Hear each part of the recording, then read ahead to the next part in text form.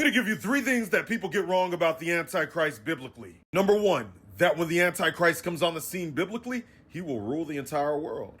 That's not true. Revelation 6:2 says, "And I saw, and behold, a white horse, and he that sat on him had a bow, and a crown was given unto him, and he went forth conquering and to conquer." This is initially when he goes to do his 7-year agreement, Daniel 9:27. If he's ruling the entire world, there will be nothing to conquer. Even take a look during the tribulation, King of the South will attack him, again showing that he's not over the entire globe. He will rule over a lot of people. 10 horns are 10 leaders. The lion is the area of the Babylonian Empire. The leopard is the area of the Grecian Empire, and the bear is the area of the Mede and the Persian Empire. He still will have enemies. Number two, people think when he comes on the scene, everything's just going to be peaceful bliss. And that's how you identify him. That's false. Ty, what do you mean he makes a peace treaty? He does, but it's not as you think. All he makes the treaty in Daniel 9:27. Of course, he breaks it in the middle of the 7 years. He also comes on the scene starting wars. That's why there's a lot of bloodshed at the beginning of the tribulation. He's not peace as many people think he's peace. He unites those together under forceful means. Whenever he makes some type of agreement involving the temple, Daniel 9:27, it's going to seem like peace for the first 3.5 years because it involves Jews and it involves Muslims and others. But then 3.5 years goes by, and that's when he goes into the temple and does what he does. But outside of that,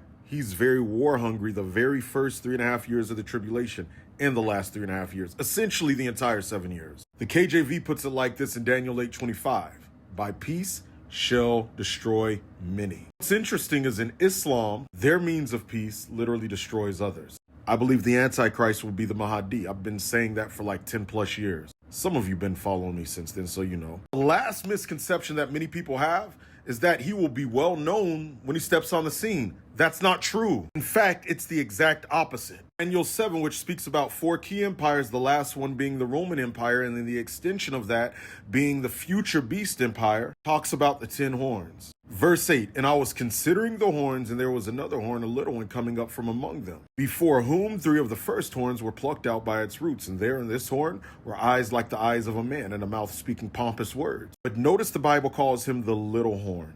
This means little authority, little invisibility. People think when he comes on the scene, everybody's going to be like, "Oh my gosh, you're so beautiful. I love you so much." No, he'll be good with a small group of people first, and then he'll make his way up. It's what he does here in Revelation 6:2, going out conquering and to conquer, which then brings you when he reaches his final form in Revelation 13, as the beast with 7 heads and 10 horns. He won't really be in full power until 3.5 years in. The beginning of the 7 years, he helps with a peace deal. Follow for more. Deadline is in 2 days. If you want to learn more about the origin of demons, spiritual warfare, deliverance, click the link in my story or bio to sign up for this month's 3-day class.